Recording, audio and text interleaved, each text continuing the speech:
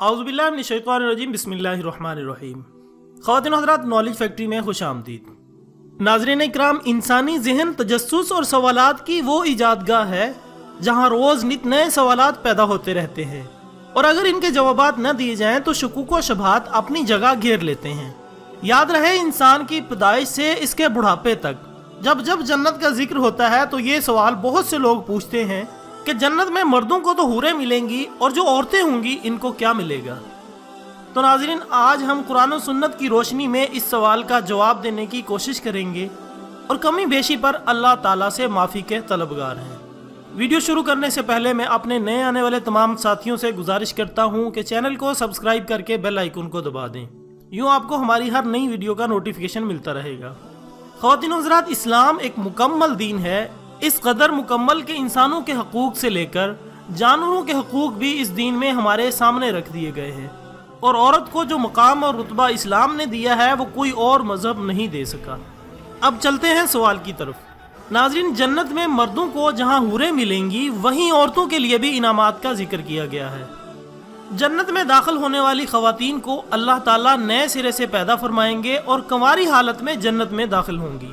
جنتی خواتین اپنے شوہروں کی ہم عمر ہوں گی اور اپنے شوہروں سے ٹوٹ کر پیار کرنے والی ہوں گی۔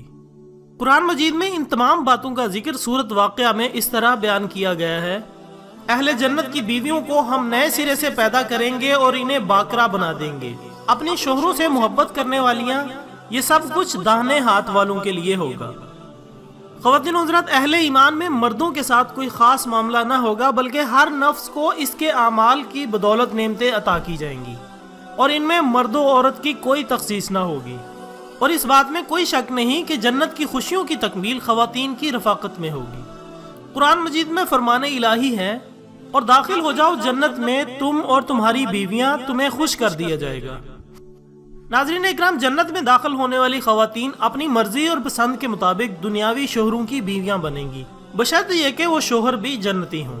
اور جن خواتین کی دنیا میں فوت ہونے کی صورت میں 2 یا 3 یا اس سے زائد شوہر رہے ہوں گے، ان خواتین کو اپنی مرضی اور پسند کے مطابق کسی ایک کے ساتھ بیوی بن کر رہنے کا اختیار دیا جائے گا، جسے وہ خود پسند کریں گی اور اس کے ساتھ رہیں گی۔ حضرت ام سلمہ رضی اللہ تعالی عنہا کہتی ہیں کہ میں نے عرض کیا: اے اللہ کے رسول صلی اللہ علیہ وآلہ وسلم، ہم میں سے بعض عورتیں دنیا میں 2، 3 یا 4 شوہروں سے یک کے بعد دیگرے نکاح کرتی ہیں، اور مرنے کے بعد جنت میں داخل ہو جاتی ہیں، اور سارے مرد بھی جنت میں چلے جاتے ہیں، تو ان میں سے اس کا کون سا شوہر ہوگا؟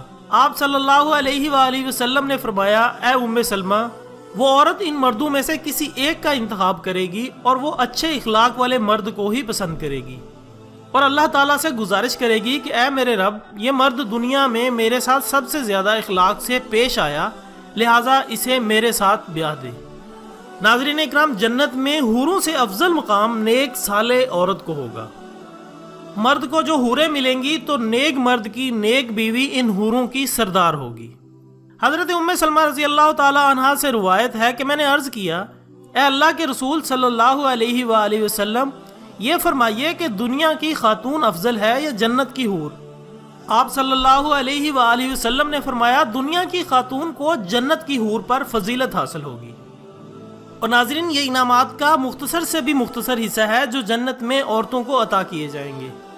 خواتین و حضرات، عورت کے اندر فطری طور پر حیا کا مادہ مرد کی نسبت زیادہ ہے، اور وفاداری محبت بھی خالص ایک کے لیے رکھتی ہے، اور حسن و جمال اور زینت کو پسند کرتی ہے۔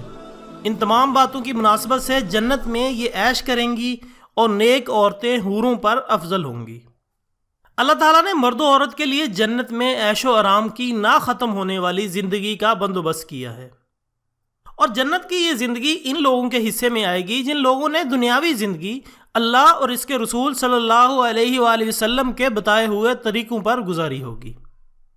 اللہ تعالیٰ ہم سب کو نیک اعمال کرنے کی توفیق عطا فرمائے۔ خواتین و حضرات، ایک نئی ویڈیو کے ساتھ دوبارہ حاضر ہوں گے، تب تک کے لیے اجازت دیجیے گا۔ اپنا، دوستوں، رشتہ داروں اور گرد و نواح کے تمام لوگوں کا بہت خیال رکھیے گا۔ اللہ حافظ۔